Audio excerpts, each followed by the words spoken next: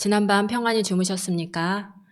이제 함께 시편 23편 말씀을 암송하도록 하겠습니다. 여호와는 나의 목자시니 내가 부족함이 없으리로다. 그가 나를 푸른 초장에 누이시며 쉴만한 물가로 인도하시는도다. 내 영혼을 소생시키시고 자기 이름을 위하여 의의 길로 인도하시는도다. 내가 사망의 음침한 골짜기로 다닐지라도 해를 두려워하지 않을 것은 주께서 나와 함께 하심이라. 주의 지팡이와 막대기가 나를 안위하시나이다. 주께서 내 원수의 목전에서 내게 상을 베푸시고 기름으로 내 머리에 바르셨으니 내 잔이 넘치나이다. 나의 평생에 선하심과 인자하심이 정녕 나를 따르리니 내가 여호와의 집에 영원히 거하리로다. 아멘. 찬송 418장 찬양하겠습니다. 찬송 418장입니다.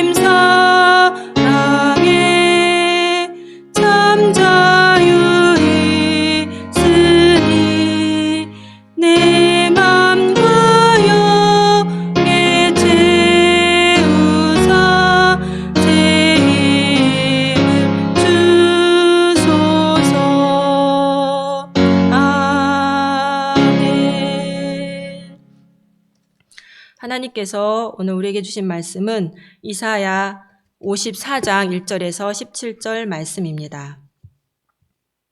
구약 1033면에 있습니다. 이사야 54장 1절에서 17절 말씀을 함께 봉독하겠습니다. 잉태치 못하며 생산치 못한 너는 노래할지어다. 그렇지 못한 너는 외쳐 노래할지어다. 홀로 된 여인의 자식이 남편 있는 자의 자식보다 많음이니라. 여호와의 말이니라.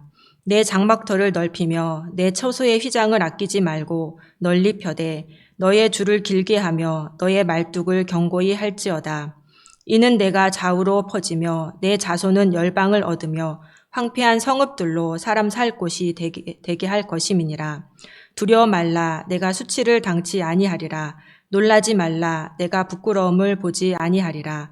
내가 내 청년 때에 수치를 잊겠고 과부 때의 치욕을 다시 기억함이 없으리니 이는 너를 지으신 자는 내 남편이시라. 그 이름은 만군의 여호와시며 내 구속자는 이스라엘의 거룩한 자시라. 온 세상의 하나님이라 칭함을 받으실 것이며 여호와께서 너를 부르시되 마치 버림을 입어 마음에 근심하는 아내 곧 소시의 아내 되었다가 버림을 입은 자에게 함같이 하실 것임이니라. 내 하나님의 말씀이니라. 내가 잠시 너를 버렸으나 큰 긍휼로 너를 모을 것이요 내가 넘치는 진노로 내 얼굴을 내게서 잠시 가리웠으나 영원한 자비로 너를 긍휼히 여기리라. 내 구속자 여호와의 말이니라. 이는 노아의 홍수에 비하리로다.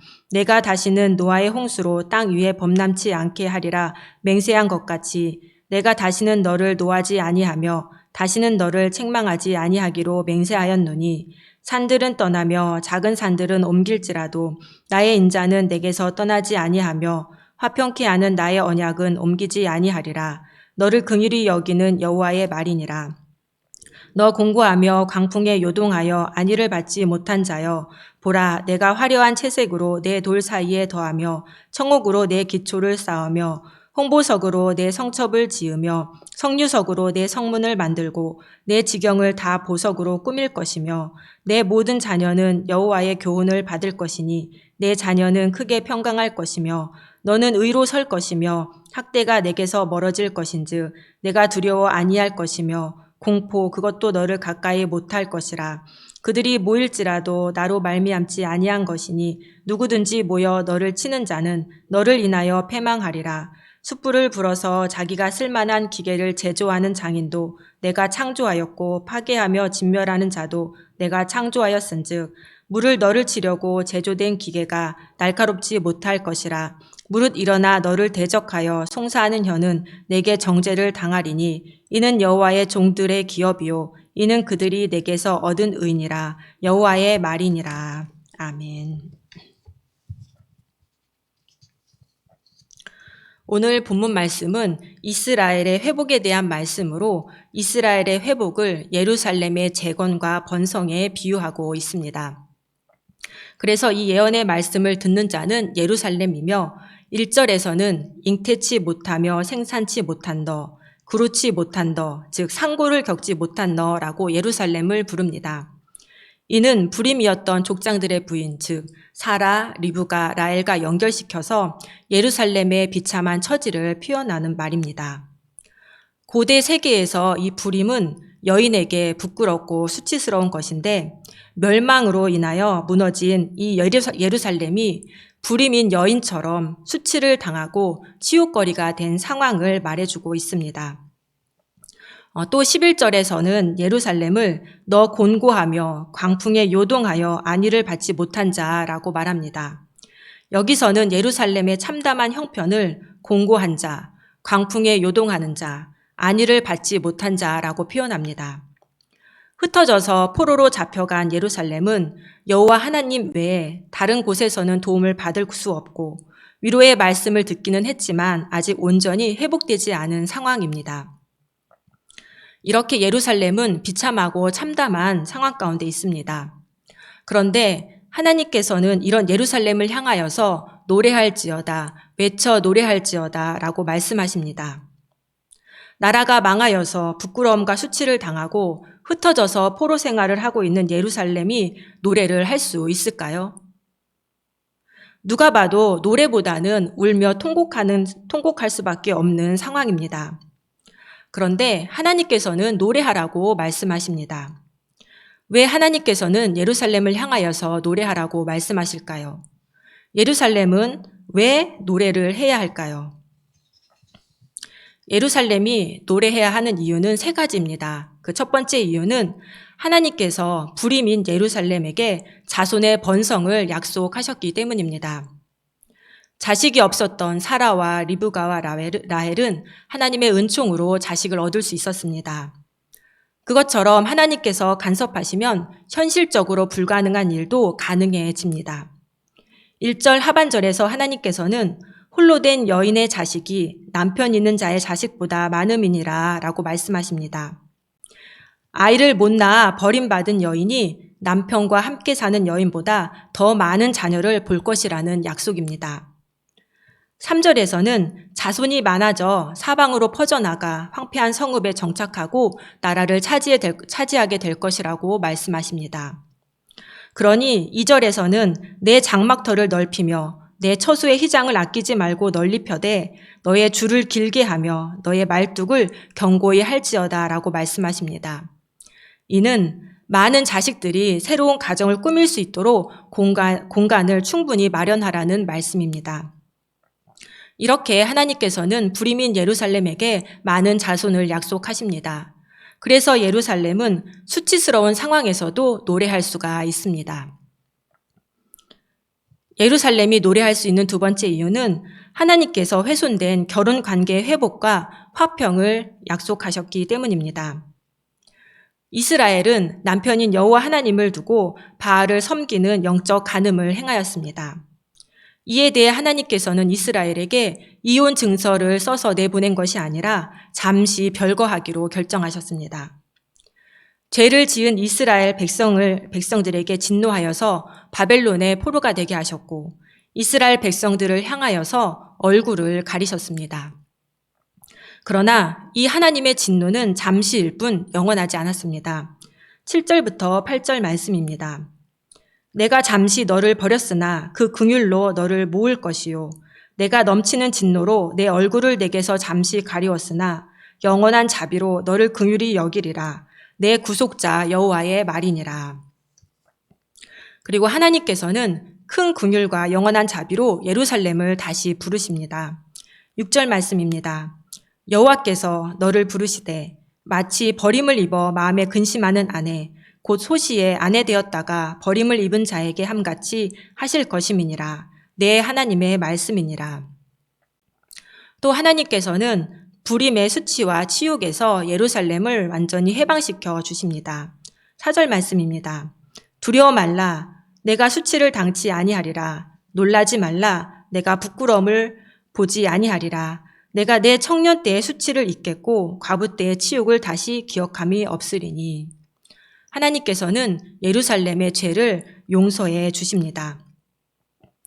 그리고 하나님께서는 예루살렘과의 화평 언약을 맺으십니다. 홍수 심판에서 구원받은 노아에게 다시는 홍수로 모든 생물을 멸하지 않겠다고 약속하시고 노아를 지켜주셨던 것처럼 심판에서 벗어난 예루살렘을 변함없이 지켜주겠다라고 약속하십니다. 10절 말씀입니다.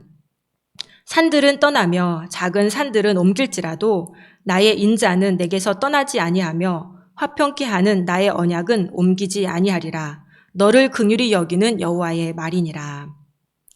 이렇게 하나님께서는 큰 긍휼과 영원한 자비로 예루살렘과의 결혼 관계를 회복하시고 또 흔들리지 않는 화평의 언약을 약속해 주십니다. 그래서 예루살렘은 치욕을 당해도 노래할 수가 있습니다. 예루살렘이 노래할 수 있는 세 번째 이유는 하나님께서 예루살렘의 재건과 보호를 약속하셨기 때문입니다. 예루살렘의 형편은 공고한 자와 같고 강풍에 요동하는 자와 같고 안위를 받지 못한 자와 같습니다. 그런데 이렇게 황폐해진 예루살렘이 화려하고 막강한 성으로 재건될 것이라고 말씀하십니다. 11절 하반절부터 12절 말씀입니다. 내가 화려한 채색으로 내 돌 사이에 더하며 청옥으로 내 기초를 쌓으며 홍보석으로 내 성첩을 지으며 성류석으로 내 성문을 만들고 내 지경을 다 보석으로 꾸밀 것이며. 또한 하나님께서는 예루살렘의 외적 재건뿐만 아니라 내적 재건에 대해서도 말씀하십니다. 13절부터 14절 말씀입니다. 내 모든 자녀는 여호와의 교훈을 받을 것이니 내 자녀는 크게 평강할 것이며 너는 의로 설 것이며 학대가 내게서 멀어질 것인즉 내가 두려워 아니할 것이며 공포 그것도 너를 가까이 못할 것이라. 예루살렘의 자녀들은 하나님의 말씀을 배우고 그 말씀을 지표로 살게 되며 그 결과 예루살렘이 평강과 공의가 가득한 그런 공동체로 세워지게 될 것이라고 말씀하십니다. 이렇게 하나님께서는 예루살렘을 내적으로 외적으로 아름답게 회복시켜 주실 것이라고 약속해 주십니다. 뿐만 아니라 하나님께서는 지속적인 보호도 약속하십니다. 15절 말씀입니다. 그들이 모일지라도 나로 말미암지 아니한 것이니 누구든지 모여 너를 치는 자는 너를 인하여 패망하리라. 예루살렘을 침략하는 자들은 여호와를 대적하는 자들이 되어서 예루살렘에게 멸망당할 것이라고 말씀하십니다. 그리고 침략자들의 모든 무기는 여호와의 보호 앞에서 무용지물이 된다고 하십니다. 17절 상반절 말씀입니다. 무릇 너를 치려고 제조된 기계가 날카롭지 못할 것이라. 무릇 일어나 너를 대적하여 송사하는 혀는 내게 정죄를 당하리니. 이렇게 하나님께서는 예루살렘의 재건과 보호를 약속하십니다. 그래서 예루살렘은 참담한 상황 속에서도 노래할 수가 있습니다. 그렇다면 오늘 본문에서 하나님은 어떤 분이십니까? 하나님은 영원한 자비를 베푸시는 분이십니다. 본문 7절에서 8절 말씀입니다. 내가 잠시 너를 버렸으나 큰 긍휼로 너를 모을 것이요 내가 넘치는 진노로 내 얼굴을 내게서 잠시 가리웠으나 영원한 자비로 너를 긍휼히 여기리라. 내 구속자 여호와의 말이니라. 하나님께서는 애굽에서 노예 생활하며 고통 가운데 살던 이스라엘 백성들을 출애굽시켜서 하나님의 백성으로 삼으셨고 또 그들이 지켜야 할 법과 그들이 살아갈 가나안 땅을 주셨습니다.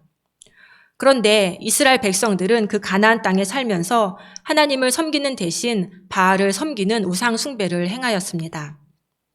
하나님께서는 그들을 돌이키기 위해서 많은 선지자들을 보내셨지만 그들은 결국 돌이키지 않았고 하나님께서는 이스라엘을 포로로 잡혀가게 하셨습니다. 그러나 이스라엘 백성들을 향한 하나님의 진노는 잠시였습니다. 예레미야를 통해서 70년 포로 생활을 말씀하셨고 70년이 차면 다시 예루살렘으로 돌아오게 하겠다라고 약속하셨습니다. 하나님께서 이스라엘에게 잠시 진노하신 이유는 그들을 사랑하시기 때문입니다. 이스라엘이 스스로 회복할 수 있는 능력을 상실해 버렸기에 하나님께서 개입하셔서 그들을 다시 회복시키시기 위해 잠시 심판하신 것입니다. 그러나 하나님께서는 영원한 자비로 다시 이스라엘을 부르실 것과 죄에 대한 용서와 흔들리지 않는 화평 언약을 약속하십니다. 아담이 하나님의 말씀에 불순종하여 선악과를 따먹었을 때에도 하나님께서는 죄에 대한 형벌과 동시에 복음을 말씀하셨습니다. 내가 너로 여자와 원수가 되게 하고 내 후손도 여자의 후손과 원수가 되게 하리니 여자의 후손은 내 머리를 상하게 할 것이요 너는 그의 발꿈치를 상하게 할 것이니라. 이 약속대로 하나님께서는 죄의 노예로 살아가는 인간을 긍휼히 여기셔서 사단의 머리를 상하게 할 구원자를 이 땅에 보내셨습니다. 그 구원자는 바로 하나님의 아들 예수 그리스도이십니다. 하나님께서는 죄로 인한 형벌의 고통을 인간에게 잠시 허락하셨지만 예수 그리스도의 십자가 죽음과 부활을 통해서 믿는 모든 자에게 영원한 생명의 길을 열어주셨습니다. 하나님께서 인간을 사랑하여 영원한 자비를 베푸시는 분이시기 때문에 이러한 구원의 길이 죄인된 인간에게 열린 것입니다. 인간을 사랑하여 영원한 자비를 베푸시는 하나님을 신뢰함으로 예수 그리스도를 믿는 자들은 모두 죄에서 해방되어 영원한 생명을 얻을 수 있습니다. 이렇게 하나님을 알 때 오늘 본문이 우리에게 주시는 교훈은 무엇입니까? 하나님이 베푸시는 영원한 자비에 응답하게 하소서. 하나님께서 이스라엘 죄를 용서하시고 다시 부르시고 회복시키겠다라고 약속하셔도 그 약속을 믿고 응답하지 않으면 하나님의 약속은 이스라엘의 것이 되지 않습니다.